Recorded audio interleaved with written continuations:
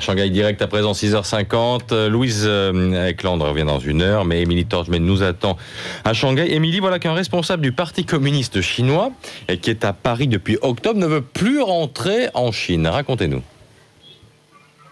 Eh bien oui, on a appris hier que le gouvernement de Wenzhou, c'est la province dont il vient, que donc le gouvernement avait envoyé 3 émissaires pour aller le récupérer, dont un médecin, parce que Yang Xianghong, donc c'est le nom de ce fonctionnaire, dit qu'il ne peut pas rentrer à cause d'un mal de dos. En fait, c'est un fonctionnaire classique, il était en goguette avec un groupe d'autres fonctionnaires à Paris. Il a rapidement quitté son groupe pour aller rendre visite à sa fille qui vit en France. Jusque-là, tout va bien, mais il devait rentrer le 30 septembre et on l'attend encore. Alors, 3 jours avant son départ, il avait reçu un coup de fil de la commission de discipline du parti.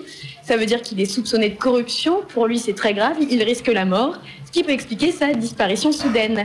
On dit que depuis, le gouvernement de Wenzhou a confisqué les passeports de tous les fonctionnaires pour éviter qu'ils ne se volatilisent comme celui-là.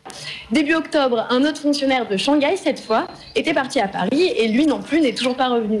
Décidément, c'est une mauvaise manie. Donc, selon les chiffres de Pékin, il y aurait 800 personnes qui se seraient enfuies pour échapper à des accusations de corruption, en partant avec un magot total de quelques 7 milliards d'euros. Et 500 d'entre eux sont toujours à l'étranger. Merci beaucoup, Émilie Torchman. Tout de suite, c'est la bourse, Antoine Rigauderie. La bourse,